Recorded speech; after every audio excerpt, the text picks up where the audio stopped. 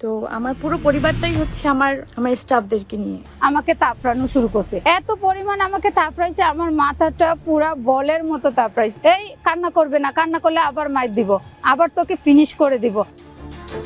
চিত্রনায়িকা পরিমণির বিরুদ্ধে গৃহকর্মীকে নির্যাতনের অভিযোগ উঠেছে। গৃহকর্মী পিঙ্কি আক্তার দাবি করেছেন, পরিমণি তার 1 বছরের সন্তানকে খাবার খাওয়ানোর সময় তাকে মারধর করেছেন। 3 এপ্রিল রাতে রাজধানীর ভাটারা থানায় এই অভিযোগ দায়ের করেন পিঙ্কি। ঘটনার পর শুক্রবার দিবাগত রাতে ফেসবুক লাইভে এসে নিজের বক্তব্য তুলে ধরেন পরিমণি। 21 মিনিট 6 সেকেন্ডের এই লাইভে তিনি বলেন, আমার জীবনযাপন সবসময় আমার স্টাফদের সঙ্গে, তারা আমার পরিবারের মতো। বিশেষ দিবসে তাদের নিয়ে আমি লেখালেখি করি। স্পেশাল অকেশনে আমি সবসময় ওনাদেরকে নিয়ে লেখালেখি করতাম। পরিমণি বলেন, যে গৃহকর্মীটি আমার বিরুদ্ধে অভিযোগ করেছে সে আসলে 1 মাসও হয়নি আমাদের বাসায় কাজ করছে। আমি বলবো সে আমার গৃহ